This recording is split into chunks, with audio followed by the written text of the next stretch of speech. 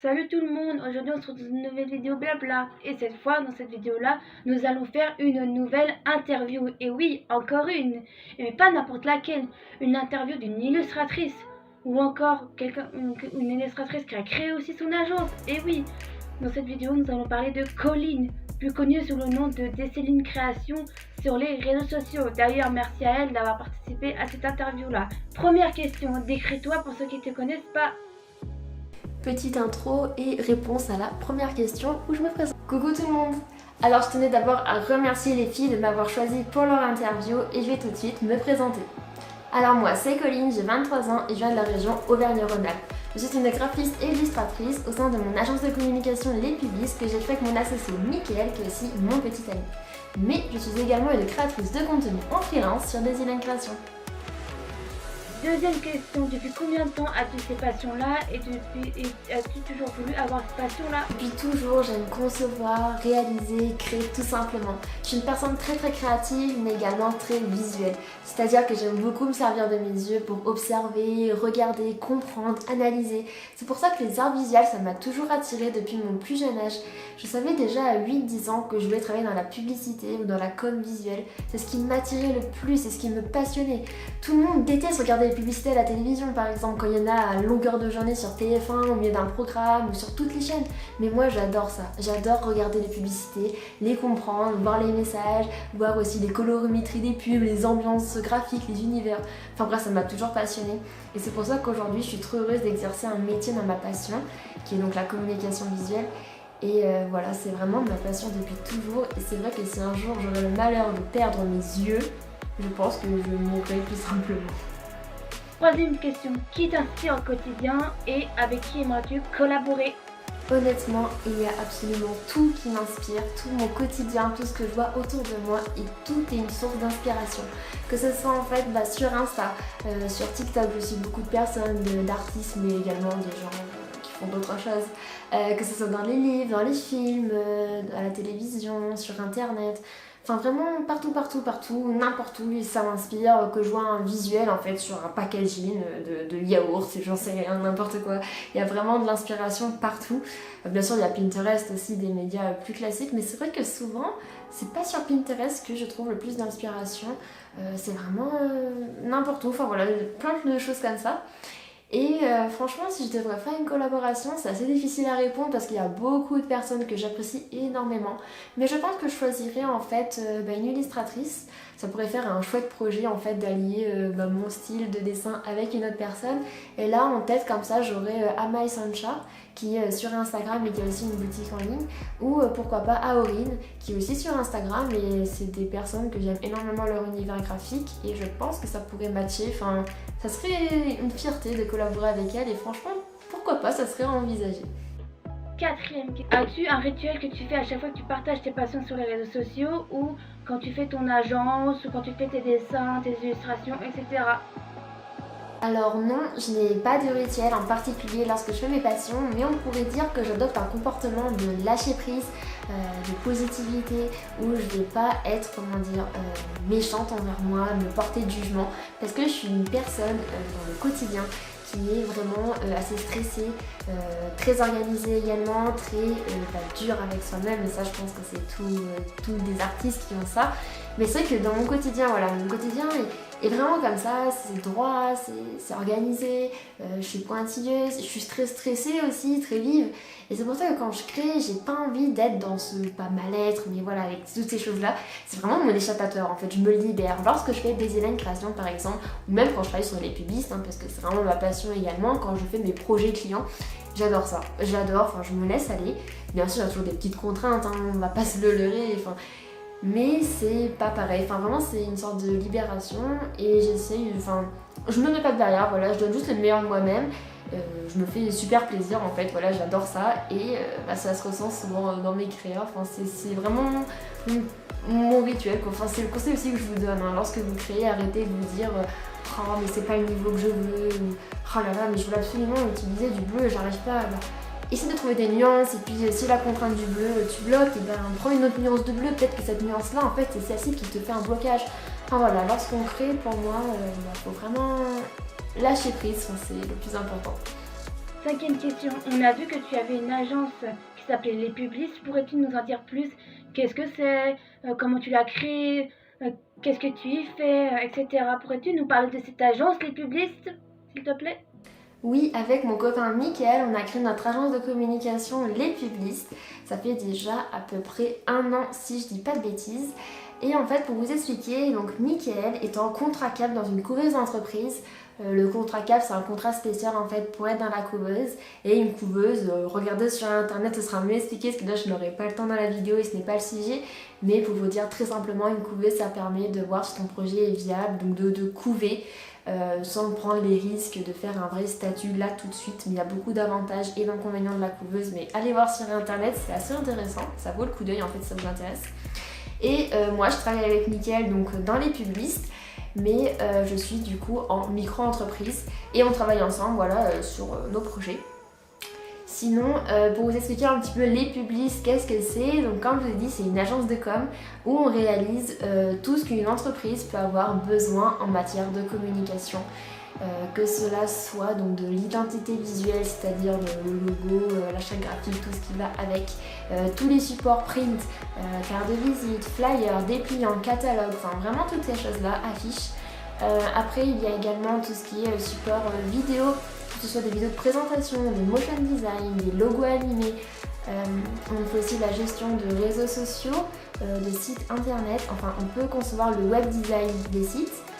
Quand je dis réseaux sociaux, c'est-à-dire planification, réflexion du feed, enfin des posts quoi, en général, la stratégie, toutes ces choses-là. De toute façon, on fait vraiment tout ce qu'une entreprise peut avoir besoin, support de com. Hein. Voilà, ça peut aller de tout, on peut même faire des t-shirts s'ils veulent, des goodies, enfin voilà, toutes ces choses-là. Et avec Mickaël, on a chacun en fait nos casquettes, en fait, nos petites compétences. C'est-à-dire que lui, il va beaucoup plus s'occuper de tout ce qui est motion design et vidéo, audiovisuel, photo, car c'est un motion designer et un vidéaste. Donc il est plus dans la partie animée, vidéo, audiovisuel. Et moi, je suis plutôt donc la graphiste et l'illustratrice. C'est-à-dire que c'est plutôt moi qui vais être en charge de tous les projets d'illustration, de conception en fait, de magazines, de mise en page, d'identité visuelle, d'affiches, enfin, toutes ces choses-là. Je suis pas très claire, mais je pense que vous voyez l'idée. En tout cas, si vous voulez en savoir un petit peu plus, n'hésitez pas à aller voir nos réseaux sociaux. On est présent sur Facebook, Instagram, LinkedIn et également YouTube, sous le nom de Les Publistes. Et là, vous verrez un petit peu nos créas, notre univers, et je pense que vous comprendrez un peu mieux. À mon tour maintenant de poser les questions. Déjà, j'espère que vous allez bien, hein. Moi ça va. Donc, 6e question. Pourquoi as-tu voulu partager tes passions et ton agence sur les réseaux sociaux? Alors c'est mon petit côté commercial de Les Publistes qui va vous répondre, car il faut savoir qu'aujourd'hui ne pas être présent sur les réseaux sociaux c'est se fermer des portes, car plus de la moitié de la population mondiale est présente sur les réseaux sociaux. C'est pour ça que Les Publistes et Daisyline Création sont présents sur les réseaux sociaux numériques. Et il faut mieux être présent sur plusieurs plateformes, c'est-à-dire ne pas s'arrêter à une seule plateforme. Par exemple, ne pas être présent que sur Insta ou que sur YouTube. Il faut être sur plusieurs pour pouvoir être complémentaires. Et en plus, comme vous le savez, chaque plateforme a ses particularités, a ses cibles. Donc c'est important d'être présent à plusieurs endroits sans être présent partout. Hein. Ça, des fois, c'est un peu l'erreur d'être sur tous les réseaux. Ce n'est pas non plus la bonne stratégie. Donc c'est vraiment un petit conseil que je vous donne. Mais comme je vous l'ai dit, en fait, pour Les Publistes, on a choisi d'être sur Facebook, Instagram, YouTube et LinkedIn pour certaines raisons. Et pour Daisyline Création, j'ai choisi d'être sur YouTube, Insta, Facebook, TikTok et Pinterest pour d'autres raisons. Mais voilà, c'est important d'avoir une présence. Et pourquoi on a voulu être présent, ce n'est pas tout à fait les mêmes raisons pour les deux structures. Pour Les Publistes, comme vous vous en doutez, vu que c'est notre métier principal, c'est vraiment pour de la notoriété, c'est pour notre image aussi, et c'est également un outil de com où on montre en fait ce qu'on fait. Donc les gens ça permet de toucher beaucoup de personnes facilement, on va dire. Et sur Daisyline Création, c'est également un peu ces raisons-là, mais c'est surtout pour partager. J'aime énormément avoir vos retours en fait sur mes illustrations, sur mes créations. J'aime énormément ce contact-là. Donc sur Daisyline, c'est plus par passion, on va dire, parce que depuis toujours, j'ai aimé faire des blogs, poster, partager. Et sur Les Publistes, c'est plutôt pour attirer du client, les captiver et que les gens nous découvrent en fait, vraiment la notoriété en fait. Voilà ce que je pourrais répondre à cette question. Donc, 7e question. Est-ce que tu as des projets pour tes réseaux sociaux, tes passions ou encore ton agence? Des nouveaux projets qui vont arriver? Il faut savoir que j'ai toujours 1001 projets dans la tête, ça bouillonne tout le temps d'idées. Et il me faudrait vraiment plus d'une vie pour tout réaliser. Donc voilà, j'ai toujours plein de projets. Je vais pas tous vous les énumérer dans cette vidéo parce que ce serait beaucoup trop long. Et en plus, je préfère garder la surprise plutôt que vous spoiler. Mais je vais quand même vous dire ceux sur le court terme. Pour les publicistes, on a vraiment en projet de créer notre site web car on n'a toujours pas de site. Et ça c'est un peu problématique, même si on a une présence sur les réseaux sociaux, ça ne fait pas tout. Il faut absolument qu'on crée notre site web d'ici les mois à venir. On ne s'est pas encore mis vraiment de deadline, mais on a vraiment ça comme premier objectif. On a aussi également reprendre en fait les publications sur les réseaux sociaux parce qu'on était un petit peu en pause. Et pour Daisyline Création, mon projet en très court terme, qui va arriver très bientôt, c'est que ma boutique Etsy va rouvrir avec une collection, une nouvelle collection. Donc voilà, j'ai envie de rouvrir ma boutique avant le 25 décembre, donc c'est très prochainement. 8e question. Qu'est-ce que tu aurais fait s'il n'y avait pas eu les réseaux sociaux? C'est vrai que s'il n'y aurait pas eu les réseaux sociaux, j'aurais été pas mal embêtée. Mais j'aurais trouvé une solution parce que je suis quelqu'un de très persévérante et je sens que j'aurais trouvé un autre moyen. Par exemple, j'aurais continué mon blog. Oui, c'est vrai qu'à l'époque, je faisais des skyblogs. Alors oui, j'aurais changé de plateforme bien évidemment avec le temps. Mais par exemple, sur Skyblog, j'adorais ça. J'ai même été blog source. Enfin, pour moi, c'était une vraie fierté. Tous les jours après l'école, je postais mon petit article du jour. Enfin, j'aimais énormément ça. Et c'est vrai que sur internet c'est plus facile de communiquer, enfin moi je trouve, pour les personnes qui sont un peu timides, un peu réservées quand on est face à face avec les gens. Derrière un écran je trouve ça beaucoup plus simple. Par blog, t'es derrière ton écran d'ordinateur, derrière ton clavier. Et quand tu fais des vidéos, tu es tout seul dans ta pièce, tu es juste devant ton appareil photo. Tu n'as pas directement toutes ces personnes qui te regardent en fait comme dans un amphithéâtre ou quoi. Je pense que les timides comprendront. Mais voilà, je pense que ce que j'aurais fait s'il n'y avait pas eu les réseaux. Mais c'est vrai que ça aurait été assez triste. Enfin, moi j'aime beaucoup les réseaux sociaux, donc ça aurait été dommage de ne pas avoir connu ça. 9e question. Quel conseil aurais-tu donné à quelqu'un qui veut créer son agence comme les publicistes? Qu'est-ce que tu aurais donné comme conseil? J'essaie de réfléchir à un conseil, mais c'est vrai que j'en aurais des milliers à donner vu toutes les péripéties qui nous arrivaient au sein des publicistes. Je vous assure, c'est énorme. Je pense même que peut-être j'écrirai une bonne dessinée ou un livre sur ce sujet parce que c'est incroyable. En seulement une année, vraiment, on a gagné, je sais pas, peut-être 5 ans de maturité. Enfin, franchement, je vous le dis. Mais si on aurait, enfin, si je dis on parce que bien sûr, on pense pareil avec Mickaël, on est tous les deux dans l'agence. Comme conseil, ce que je pourrais vous donner, enfin ce qu'on pourrait vous donner, ce serait de bien définir vos services, qu'est-ce que vous faites ou vos produits, vraiment, que ce soit bien marqué sur le papier, tout ce qui s'ensuit après, hein, enfin même pour votre marque, hein, le positionnement, tout ça, faut vraiment bien le lécher, le business plan, très important. Il faut également être entouré des bonnes personnes, des personnes qui sont compétentes dans leur domaine et complémentaires à vous. Ça sert à rien d'avoir des personnes qui font la même chose que vous ou des personnes complémentaires mais incompétentes. Parce qu'il faut, voilà, si vous estimez que vous avez du potentiel, entourez-vous de gens qui ont du potentiel. Et le dernier conseil qui est super important, c'est d'être protégé juridiquement. Vraiment. On n'y pense pas, mais il faut l'être. Nous, depuis le début, on est hyper protégé juridiquement, mais ça n'a pas suffi. Donc là, on est beaucoup mieux protégé juridiquement, c'est-à-dire qu'on a un avocat. Là, ça y est, on espère qu'il n'y aura plus de problème. Donc voilà, je vais vous le dire très rapidement, enfin ça serait bien pour être protégé un minimum d'avoir un acompte, enfin de faire un acompte à la signature du devis par exemple. Un acompte, c'est-à-dire qu'il vous verse une partie en fait du coût total de la prestation ou du produit. Et d'avoir des conditions générales de vente, des CGV. Voilà, mais c'est un des petits conseils que je vous donne qui me viennent en tête les plus importants, mais il y en aurait des milliers. Et aussi le plus important pour moi, vraiment le plus important, si vous voulez créer votre agence ou vous lancer dans la micro-entreprise, dans l'entrepreneuriat, c'est d'avoir les épaules faites pour. Je dis pas qu'il n'y a pas tout le monde qui peut y arriver, bien sûr que non, moi je pars du principe que n'importe qui peut y arriver si bien sûr tu es travailleur et tu es motivé, hein, ça faut absolument l'être. Mais en fait, il faut être prêt à encaisser les coups et se relever. C'est ça le plus important.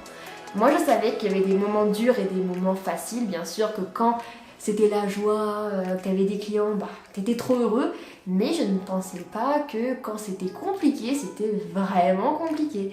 Donc ça, voilà, faut être vraiment prêt à encaisser, que quand ça va pas, ça va vraiment pas. C'est pas juste, oh, un tout petit impayé. Non, c'est compliqué. Donc ça, faut être vraiment prêt à ça.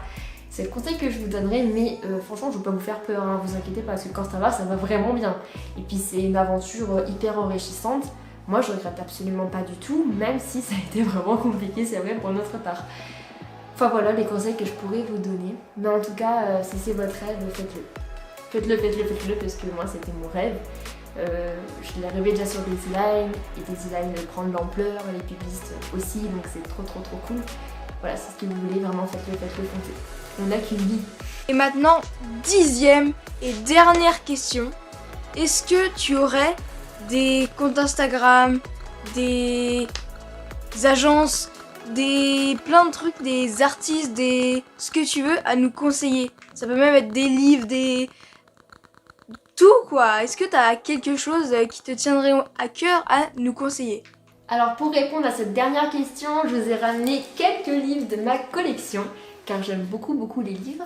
Et je vais répartir ça en 3 catégories assez rapides, car vous n'avez pas tous les mêmes centres d'intérêt. Donc pour ceux, je regarde un petit peu sur le côté, car j'ai quelques notes et je ne sais pas tous les noms de tête. Alors pour ceux qui sont intéressés par l'illustration, je vous recommande tout d'abord un compte Instagram que j'aime beaucoup, avec beaucoup de petits tutoriels de dessin. C'est le compte de si.fr. Mais je vous recommande également ce livre, qui est Voir capter, dessiné avec Lorenzo, qui a également plein de petits tutos à l'intérieur. Je vais vous montrer ça. Hop, il y a plein de petits tutos. Donc il y a sur les véhicules, sur les parties du corps, sur les plantes, sur l'anatomie, par exemple là les tentacules de monstres. Il y a vraiment plein de petites choses. Attendez, je vais vous montrer. Là il y a aussi des exemples de personnages. Enfin, c'est vraiment un artiste que j'adore, même que mon copain adore. Enfin, Mickaël et moi on est vraiment très fans de lui. Et du coup voilà, il est également présent sur Instagram. Donc là c'est son livre qu'on a acheté qui est sorti en français, mais il a fait beaucoup de livres en anglais. Mais sauf que nous on n'est pas très doués en anglais, donc on l'a acheté en français. On attend que les autres sortent en français pardon. On attend que les autres livres anglais soient édités en livre français. Si vous voulez le voir sur Insta, il est sous le nom de Etherington Brothers, parce qu'ils sont plusieurs, c'est vrai. Voici donc 2 petites références que je peux vous conseiller pour ceux qui sont intéressés par l'illustration. Ensuite pour le graphisme, si c'est ce domaine-là qui vous intéresse, je vous conseille ce petit livre, Tu n'utiliseras point le comics sans MS, que j'aime beaucoup. Donc c'est la petite bible en fait, il y a 365 conseils, voilà c'est ça. Donc en fait il y en a un par jour, c'est des petites lois, donc des petites choses à savoir. Sur le graphisme on a sur les couleurs, sur la compo, sur la police de caractère, sur donc, les fontes. On a sur tout en fait plein de petites choses liées au graphisme, des petites erreurs de débutants ou pas. Moi j'ai aussi appris des choses dans ce livre là en plus de mes études, donc je vous le conseille, il est vraiment pas cher en plus ce livre là. Il coûte une quinzaine d'euros je crois, enfin pour un livre d'art ou de graphisme je trouve ça pas cher. Voilà, c'est pour ça que je dis ça. Pour moi c'est un indispensable à avoir. Et ensuite pour le graphisme, ce qu'on peut vous conseiller avec Mickaël, enfin je dis on parce que lui aussi adore ces livres là, c'est la série Geekart. En fait c'est des livres, bon nous on aime beaucoup aussi la culture artistique, qu'est-ce que je dis, on aime beaucoup aussi la culture geek, donc tout ce qui est culture populaire, tout ça on aime beaucoup. Et dans les livres Geekart en fait il y a beaucoup d'artistes, je vais vous montrer, hop, qui refont des choses de films, de jeux vidéo, de séries, de dessiner, de tout ce que vous voulez, mais dans différents styles artistiques. Donc celui-ci c'est le premier tome, hop. Ensuite on a le 2e tome qui est super joli, avec la couverture de Star Wars. Voilà, en fait il y a vraiment tout. Vous êtes une fan d'Harry Potter, vous allez trouver des rêves, fan de Marvel. Voilà, en fait il y a plein d'artistes, on découvre plein de styles, plein de méthodes de faire, enfin... Je m'exprime super mal, mais je pense que vous comprenez. En plus, c'est la démarche de l'artiste. Il y a le nom à chaque fois. On peut retrouver leur site, leur Insta, des citations. Enfin, ils sont super beaux ces livres-là. Et on a aussi le 3e livre de la collection avec une couverture de Mickey. Et sinon, pour ceux qui sont intéressés par l'auto-entrepreneuriat, je peux vous conseiller 2 personnes sur Instagram que j'apprécie beaucoup et que je suis, qui sont de bons conseils. Il y a par exemple Aurore Bay qui donne beaucoup de conseils, c'est une illustratrice en fait en freelance. Du coup j'aime beaucoup regarder ces petites astuces, toutes ces petites choses là. Et il y a également Cécile Noël qui est une community manager. Et pareil, j'aime beaucoup ce qu'elle fait, son contenu est assez ludique, enfin est très ludique même plutôt. Et du coup elle me fait bien rire et je trouve qu'on apprend plein de petites choses. Si vous voulez vous lancer donc sur Insta ou sur les réseaux, elle a toujours des bons conseils. Je tiens à remercier Claire et Mia pour cette interview qui était vraiment super sympa. J'ai adoré répondre à toutes leurs petites questions et j'espère que ça vous aura également plu. En tout cas, n'hésitez pas à les soutenir sur Blablart en vous abonnant à leur chaîne, en likant cette vidéo mais également en commentant. Ça leur fera super plaisir, elles sont trop adorables. En tout cas, voilà, moi je vous fais à tous de très gros bisous et je vous dis à bientôt et j'espère. Si mon univers vous intéresse, n'hésitez pas à me rejoindre sur les réseaux sociaux, que ce soit Daisyline Création ou les Vivistes. En tout cas, voilà, je vous remercie, prenez soin de vous, gros bisous.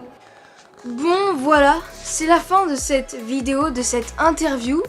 Un énorme merci à Daisyline Création d'avoir répondu à toutes nos questions. J'espère que vous qui regardez cette vidéo, vous avez appris des choses, que vous avez découvert un nouveau compte Instagram. Bien sûr, tous nos réseaux sociaux et les réseaux sociaux de Daisyline Création sont dans la description. Allez voir un peu ce qu'elle fait, c'est super, voilà. J'ai que ça à dire. Nous on se retrouve pour une prochaine vidéo. Allez, ciao!